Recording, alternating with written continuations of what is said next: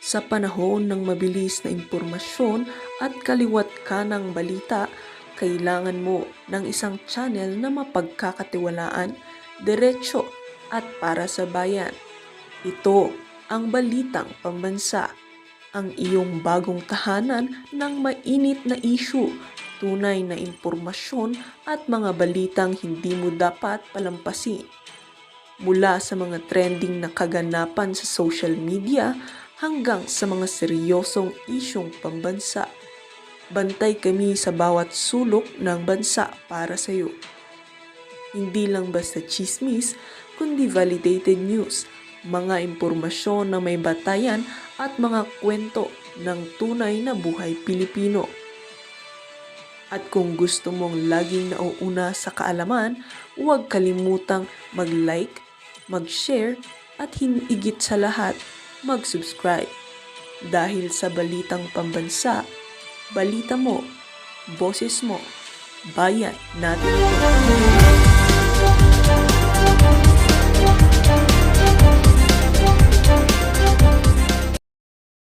Anong authority mo na magpakuha ka ng CCTV para mag-espiya ka doon sa kapwa mo senador? Nasa regulasyon ba namin ito?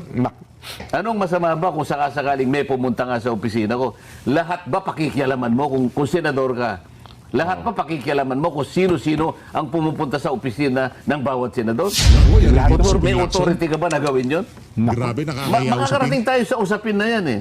Nasaan ba si Mark Texay? Bakit hindi kayo gumawa ng paraan? Hanapin nyo sila. Walang gumagalaw eh.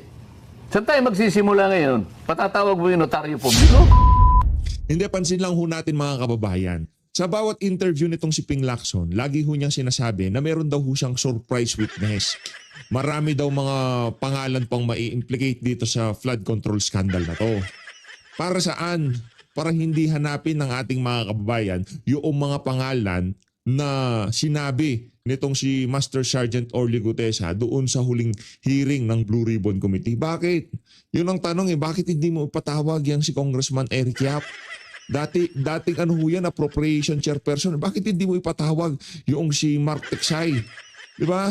Kung sino-sino kung pinapatawag niya, yung mga individual na nabanggit noong huling hearing na makakapagbigay linaw kung talagang sinungaling o totoong sinasabi nitong si Master Sergeant Orly Gutesa, ayun niya naman nung patawag.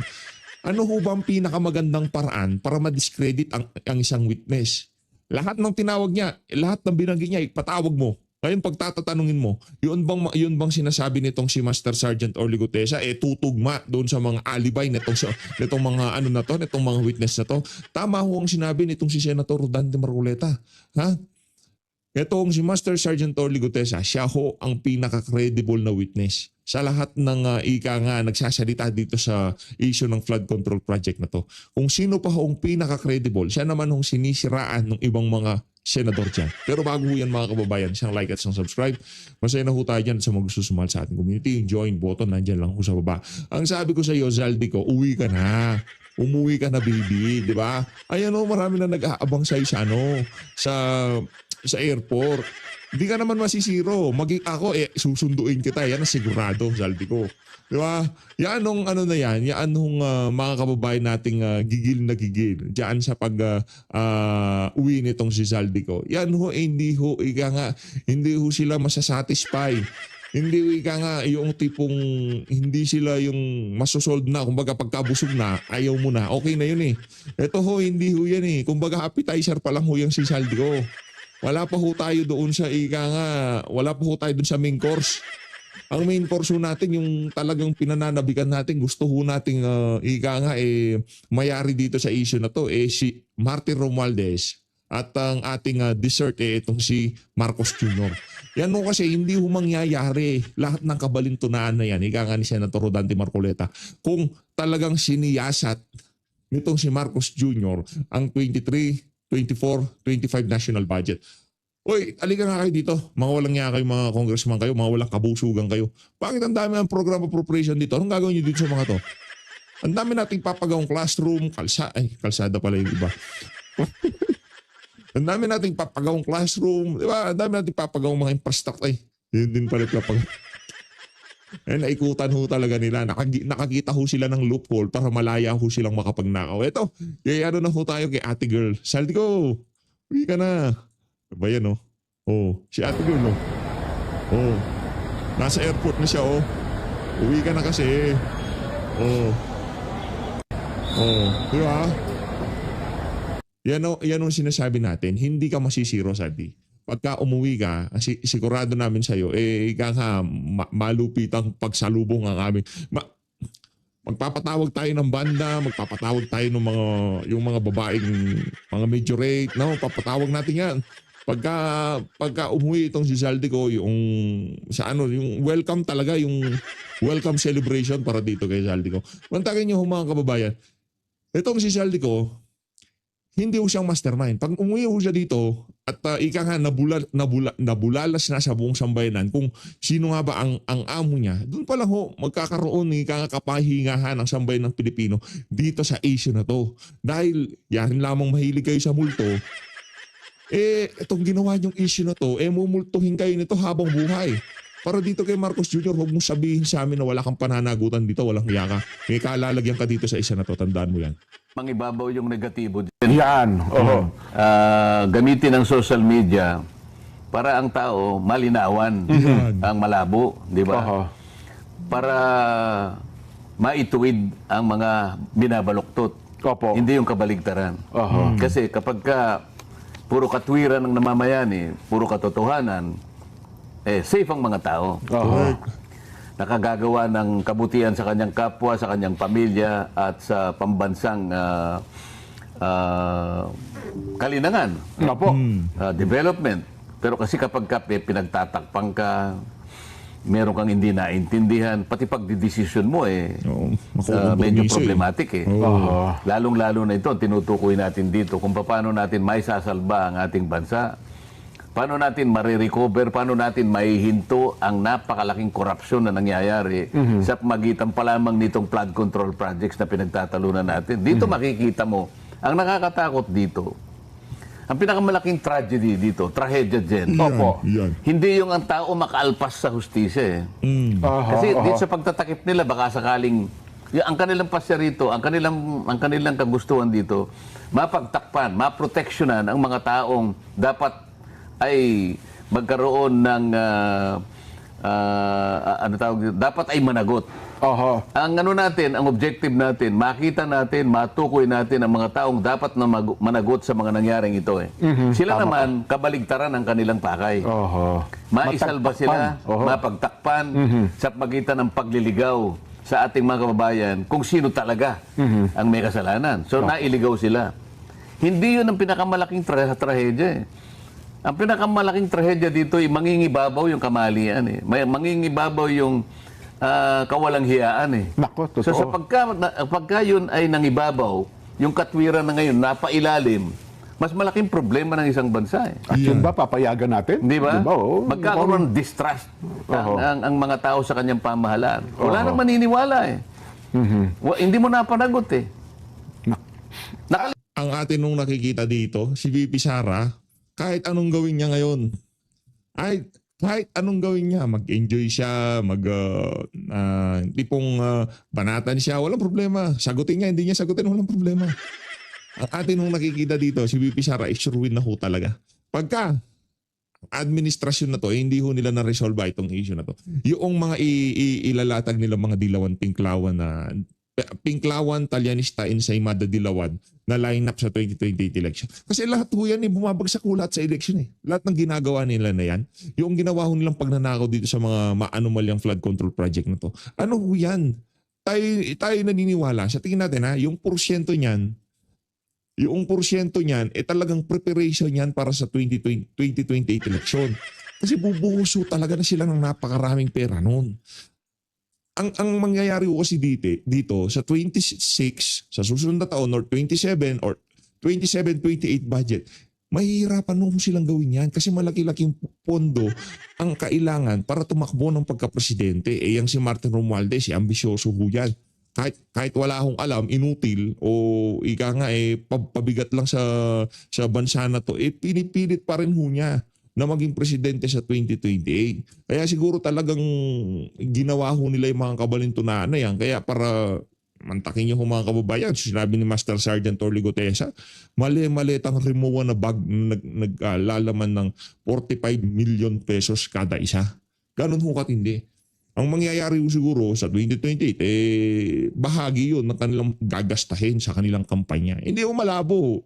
Yung ang tawagin yung mga sinyalis nandun balak magpresidente, Rimowa bag, mali-maliit ang pera, di ba? Kaya ayusin nyo to, Marcos Jr., ang sinasabi ko sa inyo. Hindi kayo palalampasin na sambay ng Pilipino dito. Kahit sino pa ang i-line up nyo dyan, sigurado ho natin dito sa PH Update. Pagka hindi na-resolve to, may kalalagyan kayo. Ligtas yung dapat managot, pero more than that, Opo. hindi nakaligtas ang bayan doon sa ustisya na kanyang hinahanap. Hindi niya ngayon nakamit yung ustisya na dapat nakamit ng mamamayan doon sa pag-alipusta ng kanyang kabangbayan. Saan bigyan na natin ng mas dagdag na emphasis? Bagat nabanggit nyo na kanina, gaano ba ang importansya itong si Gutesa? Bakit mukhang ito ang pinaproject ngayon, ano, at mukhang talagang seryoso silang i-discredit si Gutesa? Hanggat maaari lang, siguro sa susunod na pagdinig, huwag na itong lumutang Kasi hindi na rin matagpuan ngayon at hindi na malaman kung saan nila hahanapin. Diyan mo makikita ang kahalagahan Opo. ng testimony ni Gutesa. Ayun, oho. Kung naalala mo, nung nag-deliver ako ng privilege speech sa plenary, sabi ko, si Orly Gutesa, ang pinaka-credible na witness sa pagdinig na ito. Ang totoo niyan, sabi ko, sa aking palagay, si Gutesa mas credible kaysa sa marami dito sa ating Sa Senado. kapulungan. Opo. Sinabi ko yun. Opo, napanood ko po yun. At sa aking palagay, si Gutesa ay mas matapang kaysa sa karamihan natin dito sa kapulungan ito. Oho. Kaya ganun na lang ang ginagawa nila. Kung makikita mo, lahat ay nagsisikap. Itong mga Opo. taong ito, Oho, oho. nagsama-sama sila para sa ganun, i-discredit nila. Oho. Dahil dito sila natakot Sabi ko nga sa'yo, napaka-credible ng kanyang Testimonya. testimony. Opo. Imbes na ipatawag yung mga taong binanggit niya, halimbawa, binanggit niya si Congressman Eric Yap. Opo. Nakita niya siya nagdala ng pera ron Opo, oho. Tinawag ba si Eric Yap? Hindi tinawag Oho. Hindi ba pinakamaganda ron tatawagin mo para kung gusto mong baliwalain, i-discredit si Gutesa, paharapin mo si Eric Yap, siya mismo magsasabing hindi po totoo yan. O iharap mo. Tinawag niya rin yung, sabi niya, yung nagbibilang at tumatanggap ng pera sa bahay ni Saldico, dyan sa Valle Verde, ay isang taong nangangalang John Paul Estrada. Opo. Yan. Oho. Tama ba, Estrada? Tama po. Opo. Oho. At saka Mark Texay. Oho. Bakit hindi mo ipatawag yun? Isip-isipin mo, napunta tayo doon sa pirma ng abogadang nagnotaryo. Oho. Samantalang yung malalaking tao na mag-uugnay kung totoo o hindi, doon nga natin mababalasa kung totoo nga sinasabi ni Gutesa, ipatawag mo. Oho. Ayaw nila ngayon. Takot na takot sila ngayon. Na ipatawag silang lahat. Bakit? Credible yung tao Yun pala. Yun ang sagot mo sa tanong mo. Opo. Credible, kaya pinipilit nila. Ngayon. Pinipilit nilang gibain talagang si Gutesa, ito yung pinakahuli ngayon. Opo. Kahapon lang yata ito. Pinilit lang ako ni Defensor at ni Marcoleta. Isipin mo, para gibain. ang tindi, Kasi no? talagang matindi yung kanyang Oho. Matindi ang kanyang pahayag at very credible. Oho. He has nothing to gain, he has everything to lose. Opo. Kaya palang sabi, hindi rin matagpuan. Kung ako naman si Gutesa, matapos ang aking statement Binantaan siya magtatago din talaga ako. May gusto siyang puntahan siguro. Kahit tayo ho mga kababayan, no, kung tayo si Master Sergeant Orly Gutesa, hindi nyo na ako makikita. 5 milyon ba naman nakapatong sa ulo nyo? Di ba? Ilang ano ba yun? 5 piraso lang noong daang-daang milyong mga perang hinahatid nila sa Paul's Park. Kunyari 45 milyon yun. Yung naghahatid, kung gusto nilang ipatrabaho, 5 milyon lang. Babawasan lang nila ng 5 milyon yung 45 milyon. Diba? Ano ba naman yung kada 1 milyon ho dito sa mga walang yang magnanakaw na politiko na to? Yung 1,000,000 ho sa kanila, parang 100 piso lang yan. Ganon ho sila katindi. Ganon, hindi ho nila ano yan, hindi ho sila magdaramdam dyan sa 1,000,000 na yan. Parang 100 piso lang yan sa kanila. As in, mantakin nyo, yung mga anak ho nila, gumagasta ng 700,000 pesos sa isang hapunan lamang. Diba? Isang hapunan lang ho yung mga kababayan. Yung pamangkin nitong si Zaldi ko, di ba, nakita nyo, 700,000 yung nasa resibo. Oh, ganun ho sila kalakas. Gumasta ng pera. Punta siya. Dati parang ano na, end of the world na ho kasi. Yung ayaw mo na sa pera mo, sige, gastahin ko na lahat to, end of the world na eh. Para siguro takutin, para sa ganun o kayo, operan siguro. Lahat gagawin nila para sa ganun ay yung kanyang testimony ay mabaliwala. Oho. May bantakin nyo, mismong tagapagsalita. Sabihin yung buong pamunuan ng Philippine Navy na nasa sa ilalim po niya ang Philippine Marines, abay nagpa-press con pa para lamang sabihin hindi namin kinukupkup itong si Gutesa. Sapagkat parang 2021 pa yata na ito ay retiro at wala na po kaming kaugnayan, anumang kaugnayan dito kay Gutesa. Yun po. Harinawa. Ganun ang lumabas na katotohanan. Pero, ang alam ko, base na rin sa pagsasalita ni Mike Defensor, mga katropa niya sa Marines. Hindi naman niya sinabing mismong opisyalis ng kasalukuyang pamunuan ng Philippine Marines. Opo. Talaga naman. Ha. Ito kasi si Pinky masyado niya liniliteral lahat ng bagay-bagay eh. Ang dating nung sinabi na nasa Marines, yung mga kaibigan niya, yung mga tropa niya, yun ang pumuprotekta sa kanya. Yan talaga si Pinky, panggulo sa Pilipinas. Mukhang ganun nga po ang mangyayari dyan.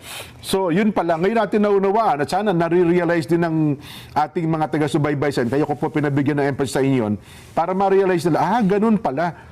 Kaya pala ganun ang tindi ng pagsira sa kredibilidad nitong si Gutesa. Damaging pala. Ito ang pinakamabigat. Opo. Na pahayag na nangyari sa pagdinig ng Blue Ribbon Committee. Kaya lahat ng bala ay pinipilit na ituon kay Orly Gutesa. Para sirain.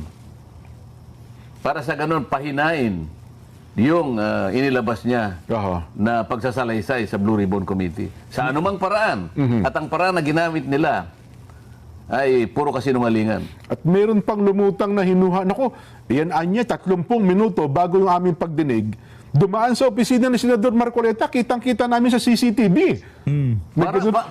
Parang napakalaki niya, parang ang dating, naku, tinuruan yan. Kaya, parang ganun po ang gustong ipinta sa isip ng tao, ganun nga ang kanilang patakaran eh. Oho. Para bang kasalanan ba, krimen ba, na yung tao ay pumunta sa opisina ng senador. May usapan nga kami. Di ba? Nauna ko nang sinabi yun at pinahayag na.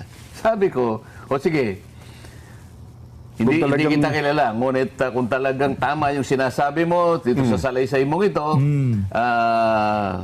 una, panotaryo mo. Sana, para ganap kong mapaniwala na talagang yun ay pansarili ko lang naman dyan. Opo. Kesa naman sa parang wala man lang notaryo. Alam mo naman sa natin. Abogado, sa practice niya po yan. Notaryado yan. At least, yung draft mo ay na-convert into a public document. Opo, may kumpiyansa. Ngayon, kung halimbawa mapatunayan nila na hindi nga siya nakapirma, anong magiging problema doon? Kung halimbawa, hindi siya, pero meron kang pinapirma, ang problema ninyong dalawa, yung pumirma at saka yung nagpapirma. Tama. Hindi ba? Pero yung kanyang testimony, hindi nawawala ng bisa yun. Sapagkat humarap ka eh. Opo. Nanumpa ka din sa kanila eh. Yan ang usapan dyan. Yun pala.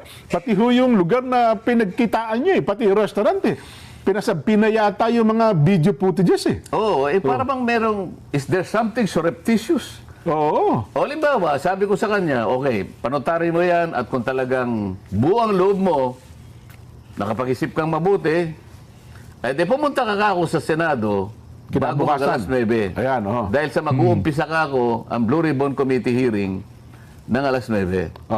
So ngayon, dahil yun ang usapan namin, ako naman, nagbabakasakali, baka nga dumating, sabi ko sa isang staff, merong isang tao na gustong tumestigo, ganito yung pangalan niya. So isa sa inyo, umalalay, baka sakaling dumating, pumoste kayo doon. Ayun. So, Ayun. Kumuha raw ng CCTV, pumunta raw sa opisina ko. Alam ka nang pumunta sa opisina ng kusino, ako nga ang kausap eh. Alam ka na magpunta sa opisina mo, Ping Lacson, langya ka. Di ba? Masyado kasing pilingero to si Ping Lacson eh. Oo. Yung, kayo pala nagpapunta. Kasalanan ba yun? Oo. Ang una kong tanong ganito, sino naman yung nagpanukala na sa bawat ganito kumukuha siya ng CCTV? Anong authority mo? Kung senador ka, anong authority mo na magpakuha ka ng CCTV para mag-espiya ka doon sa kapwa mo senador? Nasa regulasyon ba namin ito? Anong masama ba kung sakasakaling may pumunta nga sa opisina ko? Lahat ba pakikialaman mo kung senador ka? Lahat pa pakikialaman mo kung sino-sino ang pumupunta sa opisina ng bawat senador? Nako, yan ang si May Ping Lacson. authority ka ba na gawin yun? Grabe, nakakayaw sa Makakarating Ping. tayo sa usapin na yan eh. Sino ka? Gaano ang otoridad mo para pakialaman mo ang bawat tao na pupunta sa opisina ng bawat isa sa atin? Ng kapwa yung senador. Ano? Ano yun eh, kumbaga privacy din ho ni Senator Rodante Marcoleta yan eh, di ba? Ano eh, itong si Ping Lacson, ano na ho ito, ika nga, sumusobra na. Meron din hong ikalalagay niyang mama na yan eh. Sa bagay, ngayon pa nga lang eh. Wala na ho siya, sinusuka na ho siya ng sambayan ng Pilipino. At yung ating paninindigan nung panahon ng kampanya na dapat hindi manalo yung si Soto at si Lacson, eh ganun pa rin ho. Kung sakaling tumakbo yung mama na yan, mangangampanya pa rin ho tayo na wag siya iboto. Dahil nakita nyo naman ho, yan, para sa mga bumoto kay Ping Lacson na talagang pinagpilitan itong, itong senador na to. Kaya congratulations ho sa inyo lahat. Ano, saglit lang, Sen, ha? Oo. Maghigip muna kayo ng kapet. Meron lang tayong mahalagang paalaala. Para pare-pares na direct. Yan, Ayan, ano, yan, tapusin yan, na namin itong inihanda namin ni Sen na mga topic. Ang isa pang mainit, Sen, at mukhang talaga ito ipinagmamalaki ng administrasyon. Ito na, sabi nila. Ito na ang hinihintay nyo. May masampahan ng kaso. Kahapon po ay nagsampa na ng kasong plunder, iba pa, ang ICI sa ombudsman. 2 senador, isang dating congressman, Nako. isang USEC ng DPWH, isang commissioner ng COA, isang congressman pa pala, si Mitch Cahayon. Kita nyo na niya, meron na kaming sinampahang mga taong nasa likod ng flood control anomaly, Sen. Kung sino yung mapatunayan na meron talagang pagkakasala, gawin nila. Di ba? Wala naman tayong problema ron. Hindi tayo makikipagdebate sa ganun. Tama po, oho. Yun ang ating, yun ang ating pakay talaga, matuntun kung sino lahat ang may kasalanan. Opo. Siyempre, dadaan naman sa korte yan dyan eh, di ba? Totoo po, totoo. Yan naman ginawa ng ICI na yan at sa pagkikipag-ugnayan nila siguro sa Department of Justice. Alam mo naman yung patakaran dyan at saka yung quantum of evidence dyan. Yan. Pabulkos or kaya maaaring gamitin nila yung prima facie, whatever. Opo. Dadaan naman sa korte yan eh. Kaya lang, hindi ba tinutukoy natin, hindi ba natin pagsisikapan na i-identify kung sino yung ulo, halimbawa. Oho. Sino yung ugat niyan? Oho. Kasi isa sa mga na-target, si dating Congressman Saldico. Yan. Opo, oho. Ibig ko ba sabihin si Saldico gagawa ng ganun? Na silang mag-isa? Walang nasa taas niya? Parang yun po, gusto nilang palabasin, Yun Sen. ang sinasabi ko sa iyo kanina. Oho. Ito yung scapegoat strategy.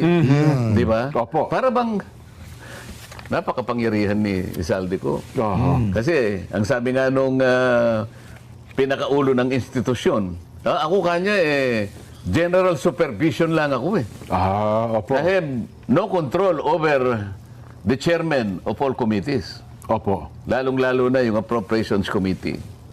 Siguro ang tanong mo sa kanya, sa palagay mo may maniniwala sa Na siya lang talaga Sa nagmaniobra mga ng lahat. kung ng yun. halimbawa natukoy si Saldico, Oho. hindi mo lang naisip ng ICI, tingnan muna, chairman lang ng Appropriations yan eh. Ang pinag-uusapan natin dito, Oho. pandarambong sa kaban ng bayan. Pati nga yung 2025, itong budget sa ngayon ay nilikot ninyo eh. Yun na nga. Oho. Pagkatapos sasabihin mo, ito lang, sa kanya lang, idea lahat ito. Nako. At tawagin mo kasi yung isa para ngayon, dito sa Blue Ribbon, makita natin. Para sa ngayon, maisaayos natin, makumpleto natin yung tinatawag nating investigation in aid of legislation. Ayun, matukoy talaga. Hindi police investigation. Oo. Di ba? Matukoy at maitama yung sistema, Sen, no? Kung talagang Oo, ganun kasi nga. kung halimbawa, hanggang dito ka lang sa appropriations na para bang akala mo naman totoo. Aha. Kasi pinaniwalaan nila na hanggang dito lang ako eh. Ako supervision lang ako, I have no control. Nako naman.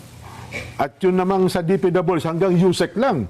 Doon kay USEC Bernardo lang. Kaya nga. Di ba? Parang Sino bang hinihingan ng pondo? Itong mga ahensya ng pamahalaan pagka meron silang speech at pinatawag itong si Martin Romualdez. Di ba nagmamakaawa sila? Itong si Angara, nung nagkaroon ng malakihang pagtitipon, parang Teachers Day siguro yun. Di ba pinatawag ho nila lahat ng mga teacher. Tapos nagtalumpati itong si Angara na